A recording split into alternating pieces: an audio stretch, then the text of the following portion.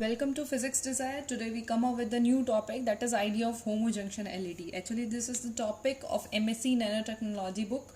So we are with the topic. So first we are studying about the LEDs. We have already studied this term in our graduation and in our previous semesters. So I don't go much beyond this. So LEDs are nothing, the light emitting diodes, which is used in optoelectronic devices. And one of the major application is these are the very effective in today's era, right? So optoelectronic devices में हम LEDs को बहुत ज़्यादा, क्योंकि ये LEDs provides us a monochromatic wave, monochromatic light and highly monochromatic unidirectional light. So and they worked in forward condition, right? So this is I think enough for the LEDs. So first we are talking about homojunction LEDs. Actually ये topic तो है आपका quantum Wales, quantum wires के बारे में, nano technology के बारे में बात हो रही है. But why this topic is comes under the nano technology. मतलब जब हम क्वांटम कन्फाइनमेंट के बारे में बात करते हैं तो हम क्यों इन चीज़ों को पढ़ने लगते हैं. तो पहली बात है, ये पहले समझते हैं होमोजंक्शन होता क्या है.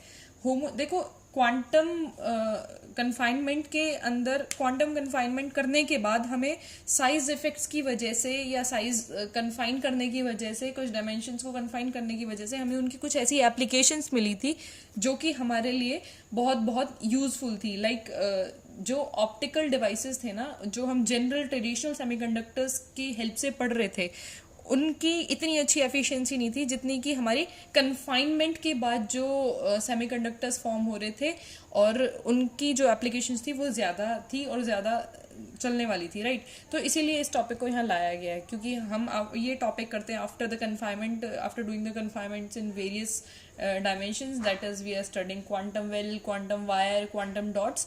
तो उन्हीं के अंडर ही आता है ये topic. Sorry. So first we are talking about homojunction and heterojunction. Actually this topic is heterojunction. Our topic is heterojunction. But उससे पहले हम समझ लेते हैं homojunction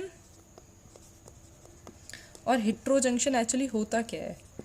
देखो, homo मतलब same बोले तो when there is a semiconductor जिसमें दो जंक्शन हो बेशक, लेकिन दोनों जंक्शंस के बीच में है ना सेम बैंड गैप है. मतलब हैविंग सेम बैंड गैप अगर मैं बनाना चाहूँ, मेरे पास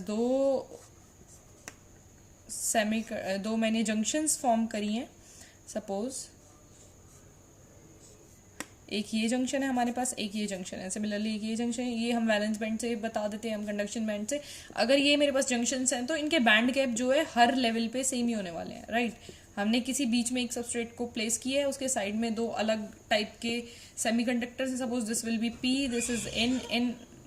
So we have two combinations of junctions, right. लेकिन यहाँ पे इनके बीच का बैंड गैप जो है वो सेम है. If this is Eg and this is also Eg, then this is also Eg.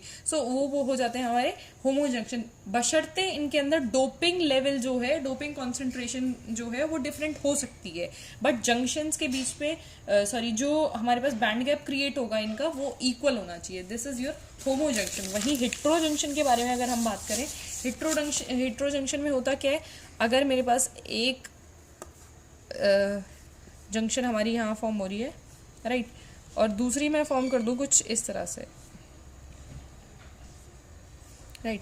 इनके बीच का एनर्जी गैप और इनके बीच के एनर्जी गैप में बहुत डिफरेंस है. Suppose this is your Eg1 and this is your Eg2 and this is also your Eg2. क्योंकि ये दोनों सेम मटेरियल के बने होंगे तो हमारे पास एक जंक्शन यहाँ क्रिएट हो जाएगी, एक जंक्शन हमारे पास यहाँ क्रिएट हो जाएगी. होगी तो हमारी दो ही जंक्शन, क्योंकि हम डबल जंक्शन के बारे में एक्चुअली यहाँ बात करेंगे पूरे ही थ्रू आउट इस टॉपिक में. Double junction double hetero DH LEDs हम बोलते हैं. Okay, these are DH LEDs बोले तो double hetero junction LEDs. Okay, तो यहाँ होता क्या है कि हम बीच में कोई सबस्ट्रेट डालते हैं. सपोज हम गैलियम आर्सेनाइड, क्योंकि बहुत ही अच्छी एफिशिएंसी वाला है, उसको बीच में पुट करते हैं. It can be sandwiched between the two aluminium gallium arsenide. यहाँ हमारा एल्यूमिनियम गैलियम आर्सेनाइड होगा, यहाँ हमारा एल्यूमिनियम गैलियम आर्सेनाइड होगा, राइट. बट यहाँ पे हमारा गैलियम आर्सेनाइड जो कि बहुत लाइटली डोप्ड होगा और ये दोनों हाईली डोप्ड हो सकते हैं. डोपिंग कंसेंट्रेशन में भी डिफरेंट, हमने ये कहा है, but their energy gaps are different. Then this is called heterojunction. So this is all about heterojunction LEDs.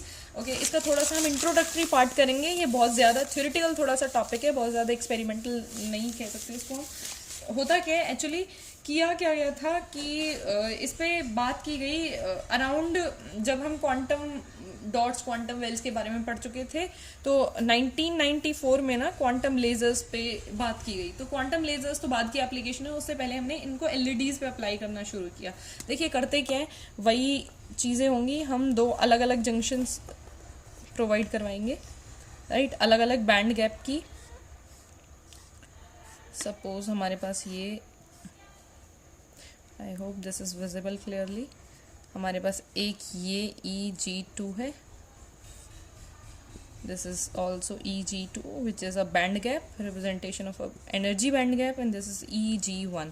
ये हम कह रहे हैं गैलियम आर्सेनाइड को सैंडविच कर दिया गया है between the aluminium gallium arsenide and another aluminium gallium arsenide, दोनों के बीच में इसको सैंडविच कर दिया गया है। अब थोड़ा सा हम इसको इस तरह से भी देख सकते हैं इन पिक्टोरियल फॉर्म, अगर मैं बना के दिखाऊँ आपको, तो अगर ये विजिबल है क्लियरली, तो यहाँ हमने डाला है गैलियम आर्सेनाइड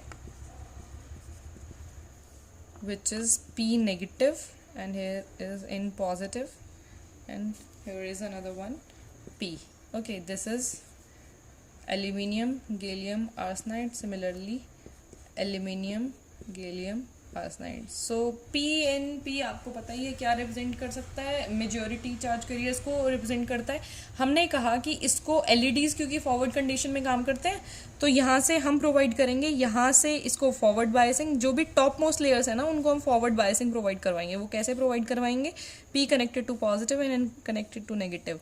सो यहाँ से होता क्या, प्रोसेसिंग क्या होती है, यहाँ से हम इसको फॉरवर्ड बायसिंग प्रोवाइड करवाते हैं। This is P positive and negative.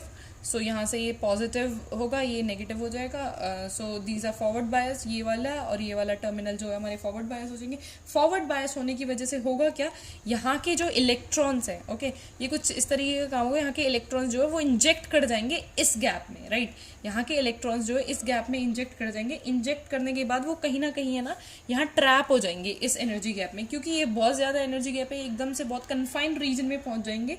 और यहाँ पे धीरे धीरे जैसे ही वो इंजेक्ट करेंगे तो वो रिकम्बाइन करना शुरू हो जाएंगे। जो हमारे इलेक्ट्रॉन होल पेयर्स है ना वो यहाँ पे आके क्या रिकम्बाइन होना शुरू कर जाएंगे। और रिकम्बिनेशन भी कैसे करेंगे, रेडिएटिव रिकम्बिनेशन होगा, means there is less, not too much diffusion. यहाँ पे बहुत ज़्यादा डिफ्यूजन नहीं होगा, बट जो रिकम्बिनेशन होगा ना उसमें कुछ एनर्जी इमिट होगी, एनर्जी लॉस होगा।